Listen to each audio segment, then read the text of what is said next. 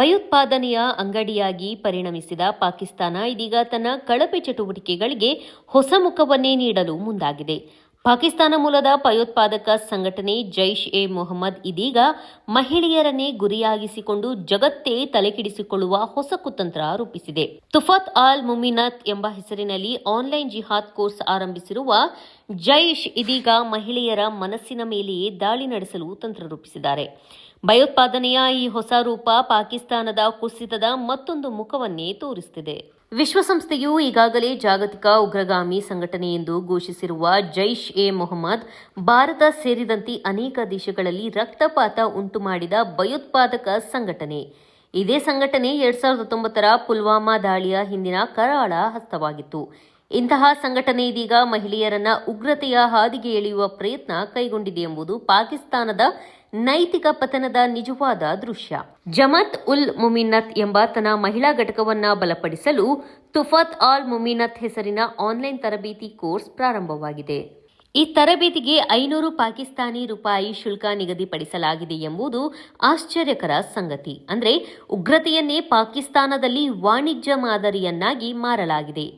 Course ಅನ್ನ November 8ರಿಂದ ಪ್ರಾರಂಭಿಸಲಾಗುತ್ತಿದ್ದು ಅದನ್ನ ಮಸೂದ್ ಅಜರ್ನ ಸಹೋದರಿಯಾದ ಸಾದಿಯಾ ಅಜರ್ ಮತ್ತು ಸಮೈರಾ ಅಜರ್ ನಡೆಸಲಿದ್ದಾರೆ. ಪ್ರತಿದಿನ 40 ನಿಮಿಷಗಳ ಕಾಲ ನಡೆಯುವ ತರಗತಿಗಳಲ್ಲಿ ಜಿಹಾದ್ನ ಕರ್ತವ್ಯ, ಇಸ್ಲಾಂ ಪರ ಹೋರಾಟ ಮತ್ತು ಉಗ್ರರ ಧಾರ್ಮಿಕ ನಿಷ್ಠೆ ಎಂಬ ವಿಷಯಗಳ ಮೇಲೆ ಮಹಿಳೆಯರಿಗೆ ಬೋಧನೆ ನೀಡಲಾಗುತ್ತದೆ ಎಂದು ತಿಳಿದುಬಂದಿದೆ. ಪಾಕಿಸ್ತಾನದಲ್ಲಿ ಮಹಿಳೆಯರ ಶಿಕ್ಷಣ, ಉದ್ಯೋಗ ಮತ್ತು ಹಕ್ಕುಗಳ ಮೇಲೆ ತೀವ್ರವಾದ ಸಾಮಾಜಿಕ ನಿರ್ಬಂಧಗಳಿದ್ದರೂ ಮಹಿಳೆಯರಿಗೆ ಉಗ್ರ ಶಿಕ್ಷಣಕ್ಕೆ ಪ್ರಚೋದನೆ ನೀಡಲಾಗ್ತಾ ಇದೆ ಅನ್ನೋದು ನಾಚಿಗೇಡು. ಮಹಿಳೆಯರಿಗೆ ಭಯೋತ್ಪಾದನೆಗೆ ಬಾಗಿಲು ತೆರೆದುಕೊಡುವಲ್ಲಿ ಮಾತ್ರ ಯಾವುದೇ ಅಡ್ಡಿ ಇಲ್ಲ ಎಂಬುದು ಈ ಘಟನೆಯಿಂದ ಸ್ಪಷ್ಟ. ಮಸೂದ್ ಅಜರ್ ಕುಟುಂಬವೇ ಈ ಕೋರ್ಸ್ನ ಹಿಂದಿರುವುದು ಪಾಕಿಸ್ತಾನದ ಆಡಳಿತದ ನಿರ್ಲಕ್ಷ್ಯವಲ್ಲ, ನೇರ ಪ್ರೋತ್ಸಾಹವೇ ಎಂದು ಅಂತಾರಾಷ್ಟ್ರೀಯ ವಲಯ ಆರೋಪಿಸಿದೆ. ಜೈಷ್ನಂತಹ ಸಂಘಟನೆಗಳು ಮುಸ್ಲಿಂ ಮಹಿಳೆಯರ ನಂಬಿಕೆಯನ್ನ ದುರುಪಯೋಗಪಡಿಸಿಕೊಂಡು ಅವರನ್ನ ಜಿಹಾದ್ ಸಿಪಾಯಿಗಳಾಗಿ ರೂಪಿಸುವುದು ಅತ್ಯಂತ ಭಯಾನಕ ಬೆಳವಣಿಗೆ.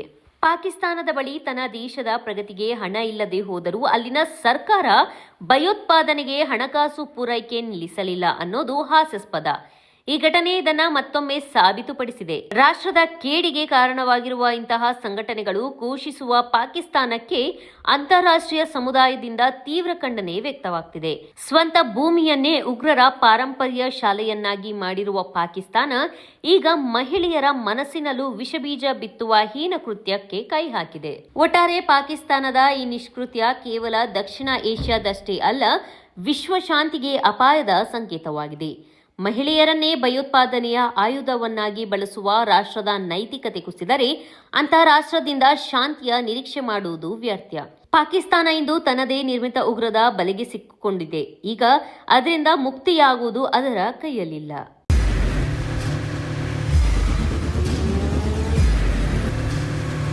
ಪ್ರಜಾಮಾರ್ಗ ನ್ಯೂಸ್, ಇದು ಜನಸಾಮಾನ್ಯರ ಧ್ವನಿ. ನಮಸ್ಕಾರ.